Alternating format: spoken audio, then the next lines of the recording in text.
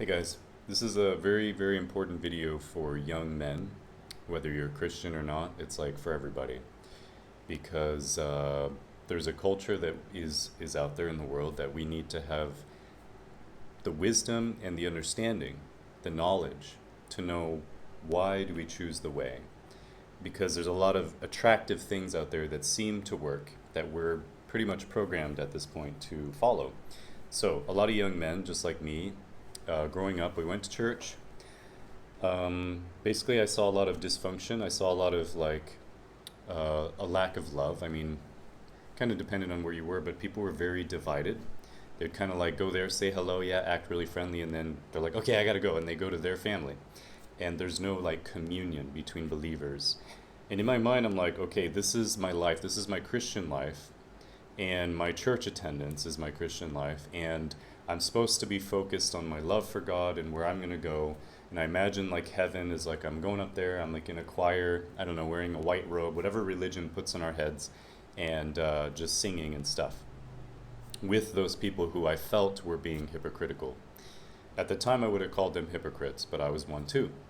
And when the gospel is not really being preached, this is what you get. And you get young men who more and more fall away from the way because they've seen that side of life and they think that this is the supposed new life that is the way, right? And they're like, I don't want anything to do with that. Deep down, you know, they're watching these movies in American society, which I think is spreading throughout the world still, like about these dudes who are like alpha male, you know, and they get all the girls, they're super attractive, like James Bond going around, and he's sleeping with a new woman every episode or whatever, and he's like super stud, always like aloof, always like what's the word, indifferent and everything. And it would almost seem as if these guys, these alpha males or whatever, like they have got it made. You know, they've got the success, the money, the women, whatever you say, whatever the talent, and all these things that like we as men we naturally like we're driven to want. We're driven to want to be the most attractive. Like in school, we want to date the most beautiful girl, and we want the esteem, and we want all these things. Like we desire them in our heart. Little do we know that there is this great lie. There's a division, guys, and we think that God is separate from our desire. We think that loving God means separating ourselves from our real desires and putting off our real desires. When in reality, we will understand that the more that we seek in life, we're going to end up at God. We're going to end up at Jesus because nothing can fulfill us.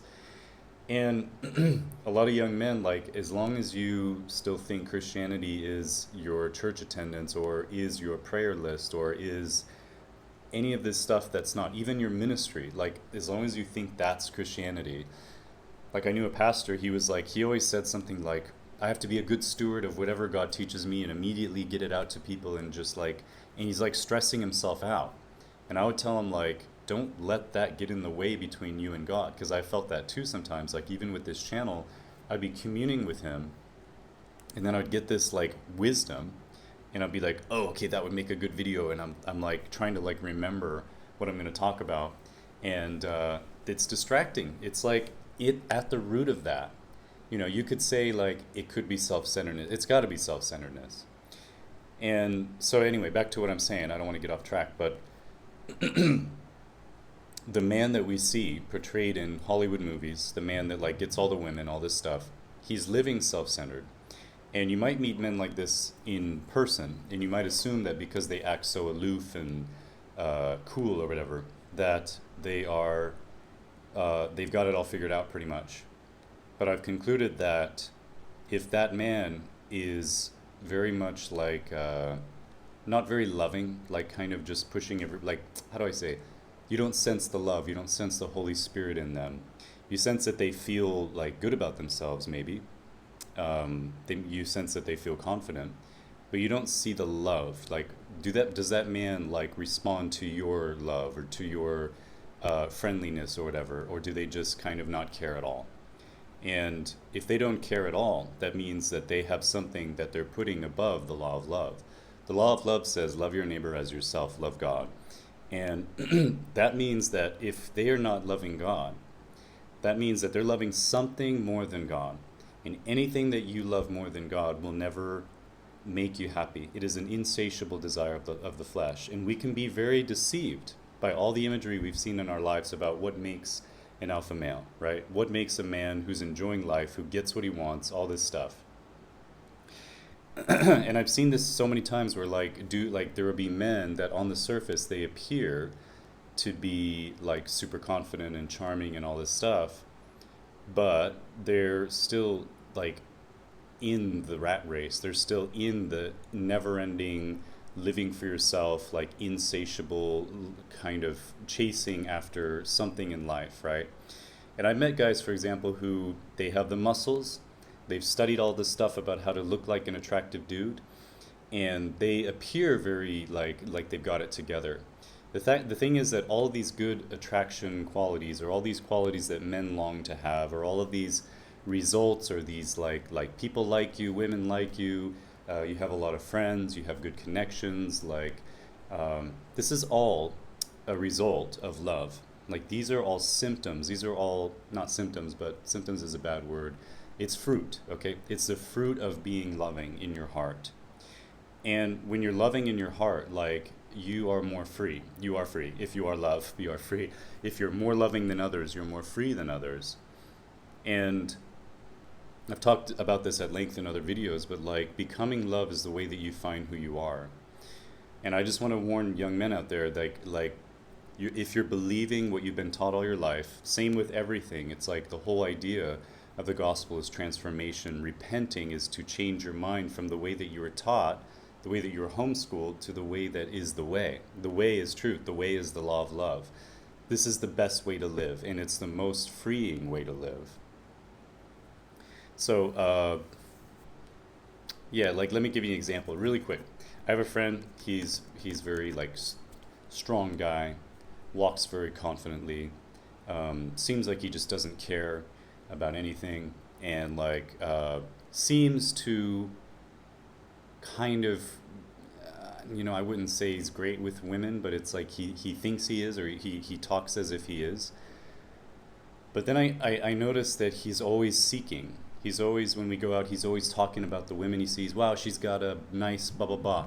Or wow, I'd like to blah, blah, blah. And and he can't even walk straight. He's just always like this. And there's this whole the world out there that teaches men about how to approach women confidently and how to blah, blah, blah. And then the men get in their heads oh, I'm doing more than the beta male. And then they create this alpha male, beta male kind of thing. And they basically, it's another way to kind of separate us, because those guys that are teaching that are all still living in self-centeredness, and it doesn't work no matter how you look at it. So this guy, this friend of mine, he's talking about how he can never really get what he really wants, right? And indeed, when you worship, when your life is about women and your life is about getting women, first of all, that's a huge turnoff to women. Second of all, if you do find a woman that you're really into, basically she's your god. So you're going to be worshiping her, and that's going to make her super uncomfortable. You're going to be like those TV shows, those old cartoons where they put their jacket on the mud pile, the whatever, the puddle. Yeah, not the mud pile, the puddle. So the woman can walk over it. She'll lose respect for you 100%. So I'm trying to tell the young guys out there, the key to understanding who you are, and the key to becoming a man and to stepping into real masculinity, not the one that doesn't work, is to understand that God's way does work, and that he does satisfy your desires in your heart. There's a reason why you have these desires, to be attractive, to be liked, to be connected with others. Deep down, we're all just seeking love, and all of these things are symptoms of love. You can't chase the symptoms, the fruit of love, without getting to the root, without becoming it. Otherwise, it's need. It's you chasing something that you don't have in yourself. The only way to have it is through God, is through communion with him. Communion with him means you're putting off the old way, which is self-seeking.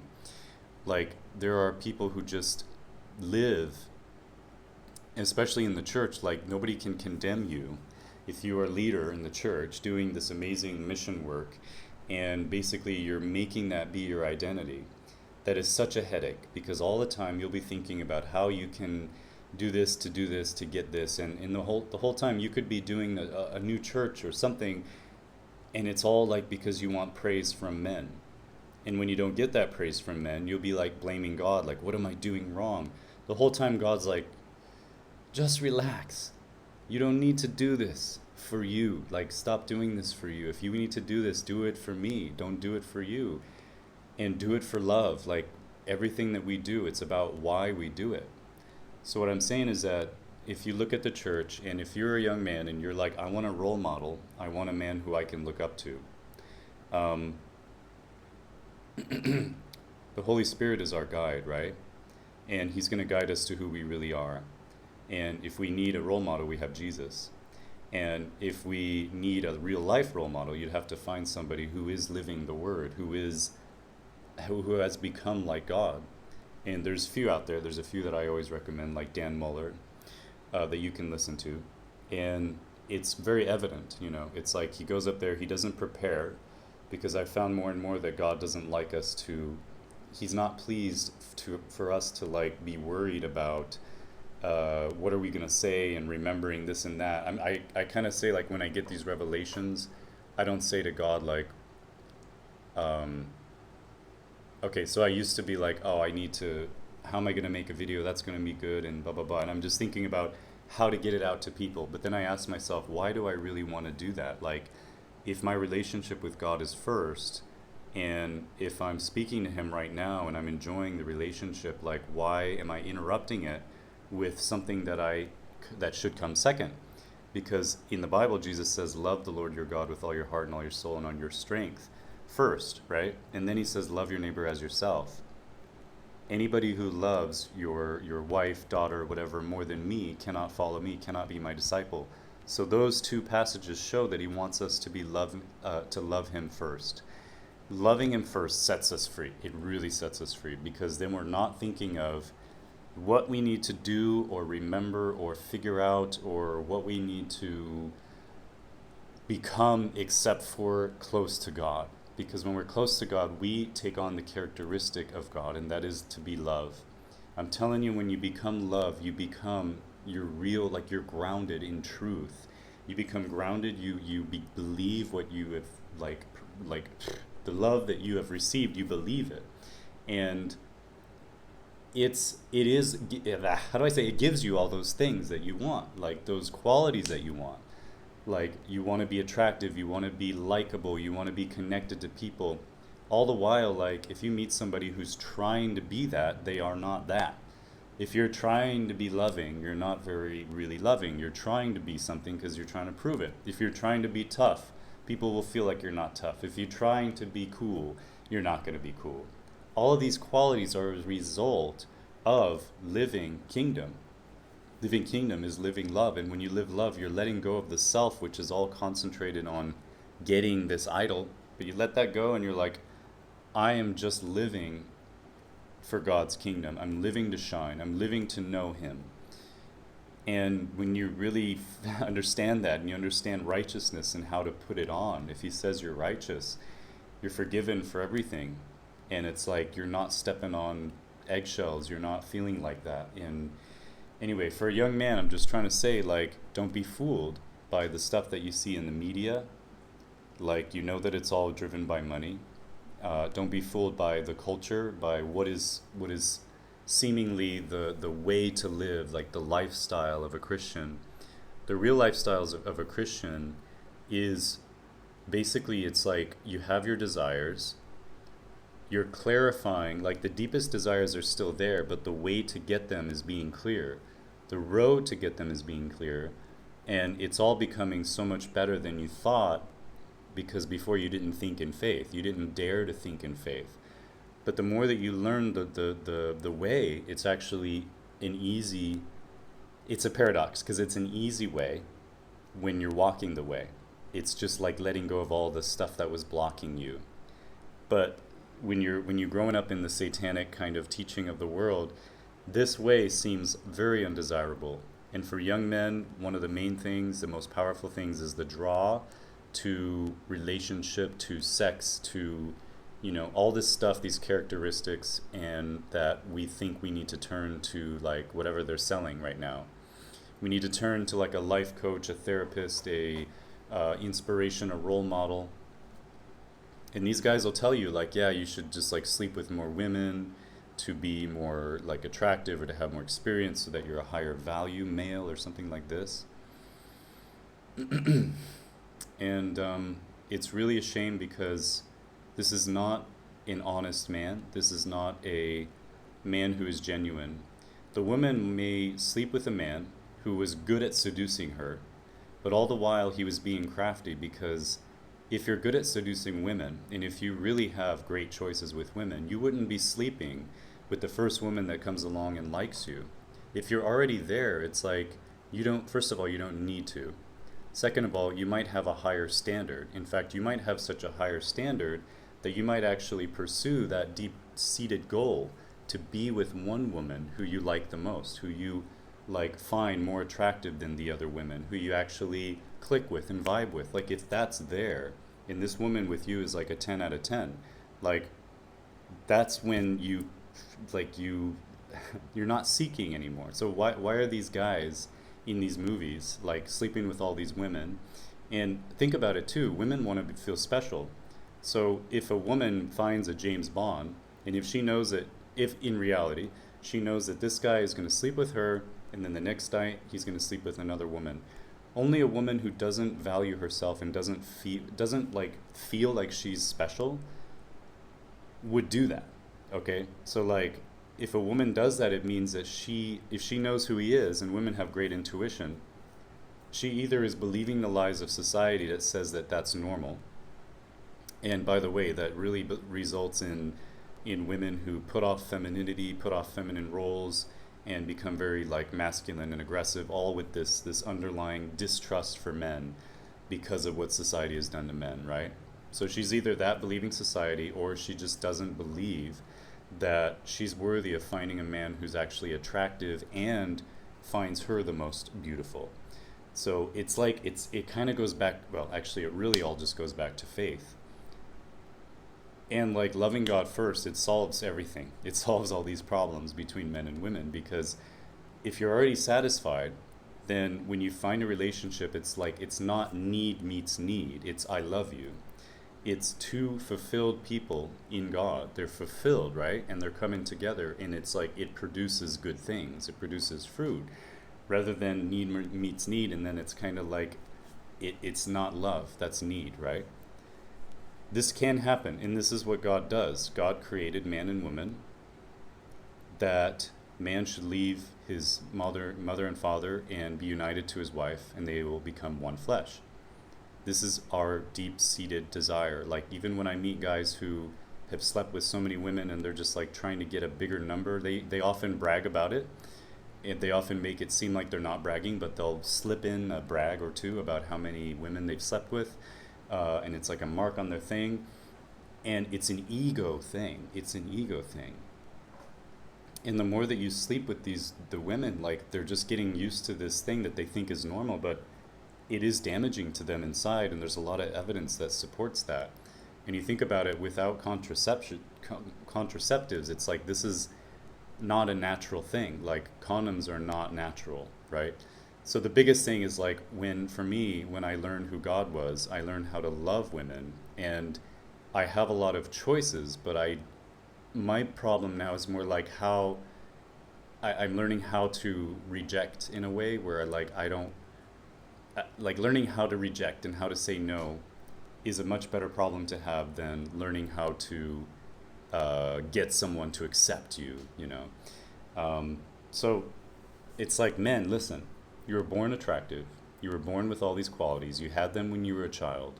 You're confident when you were a child. And then something came in, that is the teachings of the world, which is lost, came into your mind, came from an outside voice. And I want every man to understand that getting to who you are, getting to that attractive man, that man who gets what he wants in life, who has his desires fulfilled, this is getting to God. This is finding who you are in God and falling in love with him and who he really is. There's no other way.